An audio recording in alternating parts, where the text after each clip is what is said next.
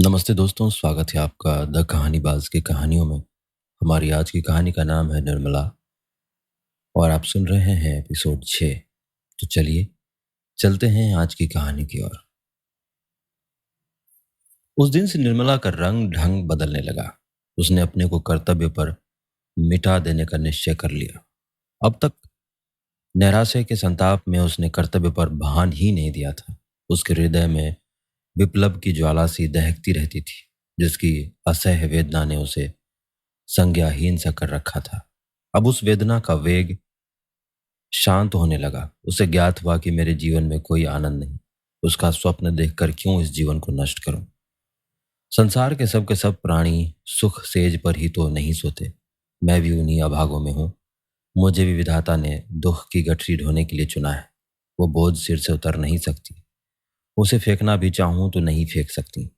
उस कठिन भार से चाहे आंखों में अंधेरा छा जाए, चाहे गर्दन टूटने लगे, चाहे पैर उठना दुश्वार हो जाए, लेकिन गठरी होनी पड़ेगी। उम्र भर का कैदी कहाँ तक रोएगा? रोए भी तो कौन देखता है? किसे उस पर दया आती है? रोने से काम में हर्ज होने के कारण उसे और यातनाएं ही तो सहनी पड़ती है। दूसरे दिन वकील साहब कचहरी से आए तो देखा निर्मला की साहस्य मूर्ति अपने कमरे के द्वार पर खड़ी है। ये अनिद्य छवि देखकर उनकी आंखें तृप्त हो गई। आज बहुत दिनों के बाद उन्हें ये कमल खिला दिखाई दिया। कमरे में एक बड़ा सा आईना दीवार से लटका हुआ था। आज उसका पर्दा उठा हुआ था। वकील साहब ने कदम रखा तो शीशे पर निगाह पड़ी। अपनी सूरत साथ साथ दिखाई दी। उनके हृदय में चोट सी लग गई। दिन भर के परिश्रम से मुख की कांति मलिन हो गई थी। भांति भांति के पौष्टिक पदार्थ खाने पर भी गालों की झुर्रियां साफ दिखाई दे रही थी। तोंदकसी होने पर भी किसी मुंहजोर घोड़े की भांति बाहर निकली हुई थी। दोनों सूरतों में कितना अंतर था। एक रत्न जटित विशाल भवन था, दूसरा टूटा फूटा खंडहर। वो इस आईने की ओर ना देख सके। अपनी वो हीनावस्था उनके लिए असह्य थी। वो आईने के सामने से हट गए। उन्हें अपनी ही सूरत से घृणा होने लगी। फिर इस रूपवती कामनी का उनसे घृणा करना कोई आश्चर्य की बात ना थी। निर्मला की ओर ताकने का भी उन्हें साहस नहीं हुआ। उसकी यह अनुपम छवि उनके हृदय का शूल बन गई। निर्मला ने कहा, आज इतनी देर कहाँ लगाई? दिन भर राह देखते देखते आंखें फूट जाती हैं। तोताराम ने खिड़की की ओर ताकते हुए जवाब दिया, मुकदमे के मारे दम मारने की छुट्टी नहीं मिलती। अभी एक मुकदमा और था, लेकिन मैं सिर दर्द का बहाना करके भाग खड़ा हुआ। निर्मला ने कहा, तो क्यों इतने मुकदमे लेते हो? काम उतना ही करना चाहिए जितना आराम से हो सके। प्राण देकर थोड़े ही काम किया जाता है। मत लिया करो मुकदमे, मुझे रुपये की लालच नहीं। तुम आराम से रहोगे तो रुपये बहुत मिलेंगे। तोताराम ने कहा, भाई, आती हुई लक्ष्मी तो नहीं ठुकराई जाती। निर्मला ने कहा, लक्ष्मी अगर रक्त और सांस की भेंट लेकर आती है तो उसका ना आना ही अच्छा है। मैं धन की भूखी नहीं हूं। इस वक्त मनसाराम भी स्कूल से लौटा। धूप में चलने के कारण मुख पर पसीने की बूंदें आई हुई थी। गोरे मुखड़े पर खून की लाली दौड़ रही थी। आंखों से ज्योति सी निकलती मालूम होती थी। द्वार पर खड़ा होकर बोला, अम्मा जी, लाइए कुछ खाने को निकालिए, जरा खेलने जाना है। निर्मला जाकर गिलास में पानी लाई और एक तस्तरी में कुछ मेवे रखकर मनसाराम को दिए। मनसाराम जब खाकर चलने लगा तो निर्मला ने पूछा, कब तक आओगे? मनसाराम ने कहा, कह नहीं सकता। गोरों के साथ हॉकी के मैच है। पार्क यहाँ से बहुत दूर है। निर्मला ने कहा, भाई जल्दी आना, खाना ठंडा हो जाएगा तो कहोगे मुझे भूख नहीं है। मनसाराम ने निर्मला की ओर सरल स्नेह भाव से देखकर कहा, मुझे देर हो जाए तो समझ लीजिए वहीं खा रहा हूँ, मेरे लिए बैठने की जरूरत नहीं। वो चला गया तो निर्मला बोली, पहले तो घर में आते ही ना थे, मुझसे बोलते शर्माते थे। किसी चीज की जरूरत होती तो बाहर से ही मंगवा भेजते। जब से मैंने बुलाकर कहा तब से आने लगे। तोताराम ने कुछ चिढ़कर कहा, ये तुम्हारे पास खाने पीने की चीजें क्यों मांगने आता है? दीदी से क्यों नहीं कहता? निर्मला ने यह बात प्रशंसा पाने के लोभ से कही थी। वो ये दिखाना चाहती थी कि मैं तुम्हारे लड़कों को कितना चाहती हूँ। हिंदी साहित्य की ये दुनिया जहाँ कहानियां सिर्फ कहानियां नहीं, एक विरासत है, और द कहानीबाज उसी विरासत को आज की पीढ़ी तक पहुंचाने की एक छोटी सी कोशिश है। मैं ये सब आपके लिए दिल से करता हूं, लेकिन अगर आप चाहें तो इस सफर में मेरा थोड़ा सा साथ दे सकते हैं। आप स्क्रीन पर दिख रहे क्यूआर कोड को स्कैन करके मुझे छोटा सा डोनेशन भेज सकते हैं। चाहे कि एक कप जितना भी सहयोग मेरे लिए बहुत मायने रखता है। आपका हर योगदान मुझे और बेहतर कहानियां सुनाने का हौसला देता है। शुक्रिया, दिल से। ये कोई बनावटी प्रेम ना था। उसे लड़कों से सचमुच स्नेह था। उसके चरित्र में अभी तक बाल भाव ही प्रधान था और बालकों के साथ उसकी ये बाल वृत्तियां बहुत प्रस्फुटित होती थी। पत्नी सुलभ ईर्ष्या अभी तक उसके मन में उदय नहीं थी, लेकिन पति के प्रसन्न होने के बदले नाक भौं सिकोड़ने का आशय का ना समझकर बोली, मैं क्या जानूं उनसे क्यों नहीं मांगते, मेरे पास आते हैं तो दुत्कार नहीं देती। अगर ऐसा करूं तो यही होगा कि ये तो लड़कों को देखकर जलती है। मुंशी जी ने इसका कुछ जवाब नहीं दिया, लेकिन आज उन्होंने मौकिलों से बात नहीं की। मनसाराम के पास गए और उसका इम्तिहान लेने लगे। ये जीवन में पहला ही अवसर था जबकि उन्होंने मनसाराम या और किसी लड़के की शिक्षोन्नति के विषय में इतनी दिलचस्पी दिखलाई हो। उन्हें अपने काम से सिर उठाने की फुर्सत ही ना मिलती थी। उन्हें उन भविष्यों को पढ़े हुए 40 वर्ष के लगभग हो गए थे। तब से उनकी ओर आंख तक ना उठाई थी। वो कानूनी पुस्तक और पत्रों के सिवा और कुछ पढ़ते ही ना थे। इसका समय ही ना मिलता। पर आज उन्हीं विषयों में वो मनसाराम की परीक्षा लेने लगे। मनसाराम जहीन था और इसके साथ मेहनती था। खेल में भी टीम का कैप्टन होने पर भी वो क्लास में प्रथम रहता था। जिस पाठ को एक बार देख लेता, पत्थर की लकीर होती थी। मुंशी जी को उतावली में ऐसे मार्मिक प्रश्न तो सूझे नहीं जिनके उत्तर देने में चतुर लड़के को भी कुछ सोचना पड़ता, और ऊपरी प्रश्नों को मनसाराम ने चुटकी में उड़ा दिया। कोई सिपाही अपने शत्रु पर वार खाली जाते देख जैसे झल्ला झल्ला कर और भी तेजी से वार करता है, उसी भांति मनसाराम के जवाबों को सुन सुनकर वकील साहब भी झल्लाते थे। वो कोई ऐसा प्रश्न करना चाहते थे जिसका जवाब मनसाराम से ना बन पड़े। देखना चाहते थे कि इसका कमजोर पहलू कहीं है कि देख अब उन्हें संतोष ना हो सकता था कि वो क्या करता है। वो ये देखना चाहते थे कि वो क्या नहीं कर सकता। कोई अभ्यस्त परीक्षक मनसाराम की कमजोरियों को आसानी से दिखा देता, पर वकील साहब अपनी आधी शताब्दी की भूली हुई शिक्षा के आधार पर उतने सफल कैसे होते। अंत में उन्हें जब गुस्सा उतारने के लिए कोई बहाना ना मिला तो बोले, मैं देखता हूँ तुम सारे दिन मटर गश्ती क्या करते हो। मैं तुम्हारे चरित्र की तुम्हारी बुद्धि से बढ़कर समझता हूँ, और तुम्हारा यूं आवारा घूमना मुझे गवारा नहीं हो सकता। मनसाराम ने निर्भीकता से कहा, मैं शाम को 1 घंटा खेलने के लिए जाने के सिवाय दिन भर कहीं नहीं जाता। आप अम्मा या बुआ जी से पूछ लें, मुझे खुद इस तरह घूमना पसंद नहीं है। हाँ, खेलने के लिए हेडमास्टर साहब आग्रह करके बुलाते हैं, मजबूरन जाना पड़ता है। अगर आपको मेरा खेलना जाना पसंद नहीं है तो कल से ना जाऊंगा। मुंशी जी ने देखा कि बातें दूसरी ही रुख पर जा रही है, तो तीव्र स्वर में बोले, मुझे इस बात का इत्मीनान क्यों कर हो कि खेलने के सिवा कहीं नहीं घूमने जाते। मैं बराबर शिकायत सुनता हूँ। मनसाराम ने उत्तेजित होकर कहा, किन महाशय ने आपसे ये शिकायत की है, जरा मैं भी सुनो। वकील साहब ने कहा, कोई हो, इससे तुम्हें कोई मतलब नहीं है। तुम्हें इतना विश्वास होना चाहिए कि मैं झूठा आक्षेप नहीं करता। मनसाराम ने कहा, अगर मेरे सामने आकर कोई कह दे कि मैंने इन्हें घूमने देखा है तो मुंह न दिखाऊं। वकील साहब ने कहा, किसी को ऐसी क्या गरज पड़ी है कि तुम्हारे मुंह पर तुम्हारी शिकायत करे और तुमसे बैर मोल ले, और तुम अपने 2-4 साथियों को लेकर उनके घर की खपरेल फोड़ते फिरो। मुझसे मुझसे इस किस्म की शिकायत एक आदमी नहीं, कई आदमियों ने की है, और कोई वजह नहीं है कि मैं अपने दोस्तों की बात का विश्वास ना करूं। मैं चाहता हूं कि तुम स्कूल ही में रहा करो। मनसाराम ने मुंह गिराकर कहा, मुझे वहां रहना अच्छा नहीं लगता। ऐसा मालूम होता है मानो वहां के भय से तुम्हारी नानी मरी जा रही है। आखिर बात क्या है भाई, तुम्हें क्या तकलीफ होगी। मनसाराम छात्रालय में रहने के लिए इच्छुक नहीं था, लेकिन जब मुंशी जी ने यही बात कह दी और इसका कारण पूछा तो वो अपनी झेप मिटाने के लिए प्रसन्नचित होकर बोला, मुंह क्यों लटकाऊं, मेरे लिए जैसे घर वैसे बोर्डिंग हाउस। तकलीफ भी कोई नहीं है, और वो भी तो उससे सह सकता हूँ। मैं कल से चला जाऊंगा। हाँ, अगर जगह खाली ना हुई तो मजबूरी है। तोताराम वकील थे, समझ गए कि ये लौंडा कोई बहाना ढूंढ रहा है जिसमें वहां जाना भी ना पड़े और कोई इल्जाम भी सिर पर ना आए। बोले, सब लड़कों के लिए जगह है, तुम्हारे लिए जगह ना होगी।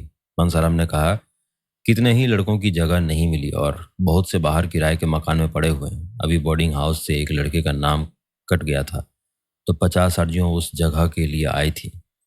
वकील साहब ने ज्यादा तर्क वितर्क करना उचित ना समझा। मनसाराम को कल तैयार रहने की आज्ञा देकर अपनी बग्गी तैयार कराई और सैर करने चले गए। इधर कुछ दिनों से वो शाम को प्रायः सैर करने चले जाया करते थे। किसी अनुभवी प्राणी ने बतलाया था कि दीर्घ जीवन के लिए इससे बढ़कर कोई मंत्र नहीं है। उनके जाने के बाद मनसाराम आकर रुक्मणी से बोला, बुआ जी, बाबूजी ने मुझे कल से स्कूल में ही रहने को कहा है। रुक्मणी ने विस्मित होकर पूछा, क्यों? मनसाराम ने कहा, मैं क्या जानूं, कहने लगे कि तुम यहाँ वहाँ आवाराओं की तरह इधर उधर फिरा करते हो। रुक्मणी ने कहा, तूने कहा नहीं कि मैं कहीं नहीं जाता। मनसाराम ने कहा, कहा क्यों नहीं, मगर जब वो माने भी। रुक्मणी ने कहा, तुम्हारी नई अम्मी जी की कृपा होगी और क्या। मनसाराम ने कहा, नहीं बुआ जी, मुझे इन पर संदेह नहीं है। वो बेचारी तो भूल से भी कभी कहती, कोई चीज मांगने जाता हूं तो तुरंत उठा कर देती है। रुक्मणी ने कहा, तू ये त्रिया चरित्र क्या जाने है, ये उन्हीं की लगाई हुई आग है। देख, मैं जाकर पूछती हूँ। रुक्मणी जल्लाई हुई निर्मला के पास जा पहुंची। उसे आड़े हाथों लेने का, कांटों में घसीटने का, रुलाने का सुअवसर वो हाथ से न जाने देना चाहती थी। निर्मला उनका आदर करती थी, उनसे दबती थी, उनकी बातों का जवाब तक ना देती थी। वो चाहती थी कि वो मुझे सिखावन की बातें करे, जहां मैं भूलूं वहां सुधारे, वो कामों की देख रेख करती रहे। पर रुक्मणी उससे तनी ही रहती थी। निर्मला चारपाई से उठकर बोली, आइए दीदी जी, बैठिए। रुक्मणी ने खड़े खड़े कहा, मैं पूछती हूँ, क्या तुम सबको घर से निकाल कर अकेली रहना चाहती हो? निर्मला ने कातर भाव से कहा, क्या हुआ दीदी जी, मैंने तो किसी से कुछ नहीं कहा। रुक्मणी ने कहा, मनसाराम को घर से निकाले देती हो, 30 पर कहती हो मैंने तो कुछ नहीं कहा, क्या तुमसे इतना भी नहीं देखा जाता? निर्मला ने कहा, दीदी जी, तुम्हारे चरणों को छूकर कहती हूँ, मुझे कुछ नहीं मालूम। मेरी आंखें फूट जाए अगर मैंने उसके विषय में मुंह तक खोला हो। रुक्मणी ने कहा, क्यों व्यर्थ कस्में खाती हो? अब तक तोताराम कभी लड़के से नहीं बोलते थे। एक हफ्ता के लिए मनसाराम ननिहाल चला गया था तो इतना घबराए कि खुद जाकर लिया लाए। अब उसी मनसाराम को घर से निकाल कर स्कूल में रखे देते हैं। अगर लड़के का बाल भी वांका हो तो तुम जानोगी। वो कभी बाहर नहीं रहा, उसे खाने की सुध रहती है ना पहनने की, जहां बैठा वहीं सो जाता है। कहने को तो जवान हो गया पर स्वभाव बालकों सा है। स्कूल में तो उसका मरण ही हो जाएगा। वहां किसे फिक्र है कि उसने खाया या नहीं, कहीं कपड़े उतारे, कहीं सो रहा है। जब घर में कोई पूछने वाला नहीं तो बाहर कौन पूछेगा? मैंने तुम्हें चेता दिया, आगे तुम जानो, तुम्हारा काम जाने। ये कहकर रुक्मणी वहां से चली गई। वकील साहब सैर करके लौटे तो निर्मला ने तुरंत ये विषय छेड़ दिया। मनसाराम से वो आजकल थोड़ी देर अंग्रेजी पढ़ती थी, उसके चले जाने पर फिर उसके पढ़ने का हरज ना होगा, दूसरा कौन पढ़ाएगा? वकील साहब को यह बात अब तक मालूम ना थी। निर्मला ने सोचा था कि जब कुछ अभ्यास हो जाएगा तो वकील साहब को एक दिन अंग्रेजी में बात करके चकित कर दूंगी। कुछ थोड़ा सा ज्ञान तो उसे छाती पर सांप लौट गया था। अब वो नियमित रूप से पढ़ा रहा है तुम्हें। मुझसे तुमने कभी नहीं कहा। निर्मला ने उनका ये रूप केवल एक बार देखा था, जब उन्होंने सियाराम को मारते मारते बेदम कर दिया था। वही रूप और भी विकराल बनकर आज उसे फिर दिखाई दिया। सहमति हुई, बोली, उनके पढ़ने में तो इससे कोई हरज नहीं होता। मैं उसी वक्त उनसे पढ़ती हूँ जब उनसे फुर्सत रहती है। पूछ लेती हूँ कि तुम्हारा हरज हो तो जाओ। बहुधा जब वो खेलने जाने लगते हैं तो 10 मिनट के लिए ही रोक लेती हूँ। मैं खुद चाहती हूँ कि उनका नुकसान ना हो। बात कुछ न थी मगर वकील साहब हताश होकर चारपाई पर गिर पड़े और माथे पर हाथ रखकर चिंता में मग्न हो गए। उन्होंने जितना समझा था, बात उससे कहीं अधिक बढ़ गई थी। उन्हें अपने ऊपर क्रोध आया कि मैंने पहले ही क्यों न इस लौंडे को बाहर रखने का प्रबंध किया। आजकल जो यह महारानी इतनी खुश दिखाई देती है, इसका रहस्य अब समझ में आया। पहले कभी इतनी सजी सजाई ना रहती थी, बनाव बुनाव भी ना करती थी, पर अब देखता हूं। लेकिन प्रौढ़ बुद्धि ने समझाया कि इस अवसर पर क्रोध की जरूरत नहीं है। कहीं इसने भांप लिया तो गजब ही हो जाएगा। हाँ, जरा इसके मनोभाव को टटोलना चाहिए। बोले, ये तो मैं जानता हूं कि तुम्हें 2-4 मिनट पढ़ाने से उसका कोई हरज नहीं होता, लेकिन आवारा लड़का है, अपना काम ना करने पर उसे एक बहाना तो मिल जाता है। कल अगर फेल हो गए तो साफ कह देगा, मैं तो दिन भर पढ़ाता रहता था, मैं तुम्हारे लिए कोई मिस नौकर रख दूंगा, कुछ ज्यादा खर्च ना होगा, तुमने मुझसे पहले कहा ही नहीं। वो तुम्हें भला क्या पढ़ाता होगा, दो चार शब्द बताकर भाग जाता होगा। इस तरह तुम्हें कुछ भी ना आएगा। निर्मला ने तुरंत इस आक्षेप का खंडन किया, नहीं, ये बात तो नहीं। वो मुझे दिल लगाकर पढ़ाते हैं और उनकी शैली भी ऐसी है कि पढ़ने में मन लगता है। आप एक दिन जरा उनका समझाना देखिए। मैं तो समझती हूँ कि मिस इतने ध्यान से ना पढ़ाएगी। मुंशी जी अपनी प्रश्न कुशलता पर मूंछों पर ताव देते हुए बोले, दिन में एक ही बार पढ़ाता है या कई बार? निर्मला अब भी इन प्रश्नों का आशय ना समझी। बोली, पहले तो शाम को ही पढ़ा देते थे, अब कई दिनों से एक बार आकर लिखना भी देख लेते हैं। वो तो कहते हैं कि मैं अपने क्लास में सबसे अच्छा हूँ। अभी परीक्षा में ही इन्हीं को प्रथम स्थान मिला था और फिर आप कैसे समझते हैं कि उनका पढ़ने में जी नहीं लगता? मैं इसलिए और भी कहती हूँ कि दीदी समझेगी, इसी ने आग लगाई है। मुफ्त में मुझे ये ताने सुनने पड़ेंगे। अभी ज़रा ही देर हुई, धमका कर गई हैं। मुंशी जी ने दिल में कहा, खूब समझता हूँ। तुम कल की छोकरी होकर मुझे चराने चली। दीदी का सहारा लेकर अपना मतलब पूरा करना चाहती है। बोले, मैं नहीं समझता बोर्डिंग का नाम सुनकर क्यों लौंडे की नानी मरती है और लड़के खुश होते हैं कि अपने दोस्तों में रहेंगे। ये उल्टे रो रहा है। अभी कुछ दिन पहले तक ये दिल लगाकर पढ़ता था। ये उसी मेहनत का नतीजा है कि अपने क्लास में सबसे अच्छा है। लेकिन इधर कुछ दिनों से सैर सपाटे का चस्का लग पड़ा है। अगर अभी से रोकथाम ना की गई, पीछे करते धरते ना बन पड़ेगा। तुम्हारे लिए मैं मिस रख दूंगा। दूसरे दिन मुंशी जी प्रातःकाल कपड़े लत्ते पहनकर बाहर निकले। दीवान खाने में कई मौकिल बैठे हुए थे। इनमें एक राजा साहब भी थे, जिनसे मुंशी जी को कोई 1000 सालाना मेहनताना मिलता था। मगर मुंशी जी उन्हें वहीं छोड़कर 10 मिनट में आने का वादा करके बग्घी पर बैठकर स्कूल के हेडमास्टर के यहाँ पहुंचे। हेडमास्टर साहब बड़े सज्जन पुरुष थे। वकील साहब का बहुत आदर सत्कार किया, पर उनके यहाँ एक लड़के की भी जगह खाली ना थी। सभी कमरे भरे हुए थे। इंस्पेक्टर साहब की कड़ी ताकीद थी कि मुफसिल के लड़कों को जगह देकर तब शहर के लड़कों को लिया जाए। इसलिए कोई जगह खाली भी हुई थी तो मनसाराम को जगह ना मिल सकेगी, क्योंकि कितने ही बाहरी लड़कों के प्रार्थना पत्र रखे हुए थे। मुंशी जी वकील थे। रात दिन ऐसे प्राणियों से सभी का रहता जो लोभवश असंभव को संभव, असाध्य को साध्य बना सकते थे। समझे शायद कुछ दे दिलाकर काम निकल जाए। दफ्तर के क्लर्क से ढंग की कुछ बातचीत करना चाहिए। और उसने हंसकर कहा, मुंशी जी यह कचहरी नहीं स्कूल है। हेडमास्टर साहब के कानों में इसकी भनक भी पड़ गई तो जामे से बाहर हो जाएंगे और मनसाराम को खड़े खड़े निकाल देंगे। संभव है अफसरों से शिकायत कर दें।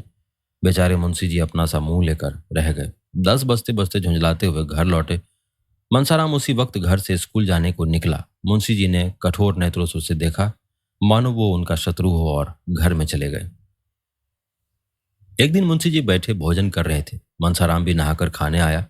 मुंशी जी ने इधर उसे महीने से नंगे बदन ना देखा था। आज उस पर निगाह पड़ी तो होश उड़ गए। हड्डियां का ढांचा सामने खड़ा था। मुख पर अब भी ब्रह्मचर्य का तेज था, पर देह घुलकर कांटा हो गई थी।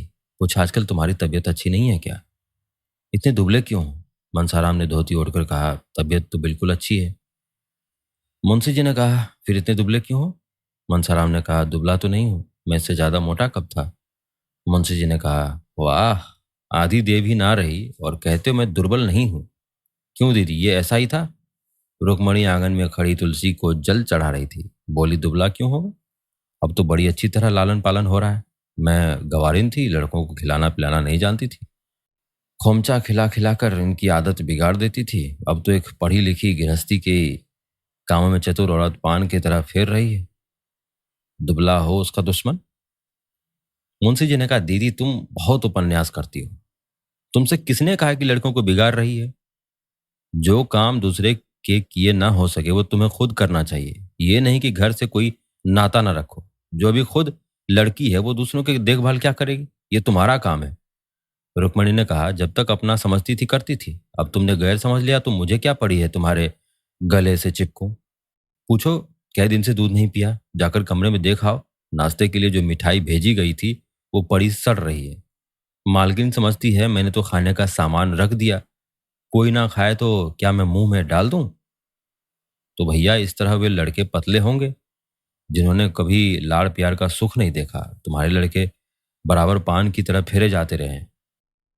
अब अनाथों की तरह रहकर सुखी पर सुनतियों के लड़के को स्कूल रखने का प्रबंध कर रहे हो। बेचारों के घर में आने तक की मनाही है। मेरे पास आते भी डरता है, और फिर मेरे पास रखा ही क्या रहता है जो जाकर खिलाऊंगी? इतने में मनसाराम 2 फुलके खाकर उठ खड़ा हुआ। मुंशी जी ने पूछा, क्या तुम खा चुके? अभी बैठे 1 मिनट से ज्यादा नहीं हुआ, तुमने खाया क्या? 2 ही फुलके तो लिए थे। मनसाराम ने सकुचाते हुए कहा, दाल और तरकारी भी तो थी। ज्यादा खा जाता हूं तो गला जलने लगता है, खट्टी डकारें आने लगती है। मुंशी जी भोजन करके उठे तो बहुत चिंतित थे। अगर लड़का यूं ही दुबला होता गया तो उसे कोई भयंकर रोग पकड़ लेगा। उन्हें रुक्मणी पर इस समय बहुत क्रोध आ रहा था। उन्हें यही जलन है कि घर की मालकिन नहीं हूं। ये नहीं समझती कि मुझे घर की मालकिन बनने का क्यों क्यों अधिकार है। बनी तो थी साल भर तक मालकिन, एक पाई की भी बचत ना होती थी। इस आमदनी में रूपकला तो 2-250 बचा लेती थी। इनके राज में वही आमदनी खर्च को भी पूरा नहीं पड़ती थी। कोई बात नहीं, लाड़ प्यार ने इन लड़कों को चौपट कर दिया है। इतने बड़े बड़े लड़कों को इसकी क्या जरूरत कि जब कोई खिलाए तो खाएं। इन्हें तो खुद ही अपनी फिक्र होनी चाहिए।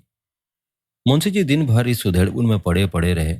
2 बार मित्रों से जिक्र किया। लोगों ने कहा उसके खेल कूद में बाधा न डालिए, अभी से उसे कैद न कीजिए। खुली हवा में चरित्र के भ्रष्ट होने की उससे कहीं कम संभावना है जितनी बंद कमरे में कुसंगत से जरूर बचाइए, मगर ये नहीं कि उसे घर से निकलने ही ना दीजिए। युवा अवस्था में एकांतवास चरित्र के लिए बहुत ही हानिकारक है। मुंशी जी को अपनी गलती मालूम हुई। घर लौटकर मनसाराम के पास गए। वो भी स्कूल से आया था और बिना कपड़े उतारे किताब सामने खोलकर सामने खिड़की की ओर ताक रहा था। उसकी दृष्टि एक भिखारिन पर लगी हुई थी जो अपने बालक को गोद में लिए भिक्षा मांग रही थी।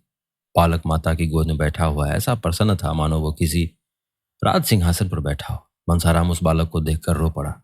ये बालक क्या मुझसे अधिक सुखी नहीं है? इस अनंत विश्व में ऐसी कौन सी वस्तु की सृष्टि नहीं कर सकते ईश्वर? ऐसे बालकों को जन्म ही क्यों देते हैं जिनके भाग में मातृ वियोग का दुख भोगना बदा हो?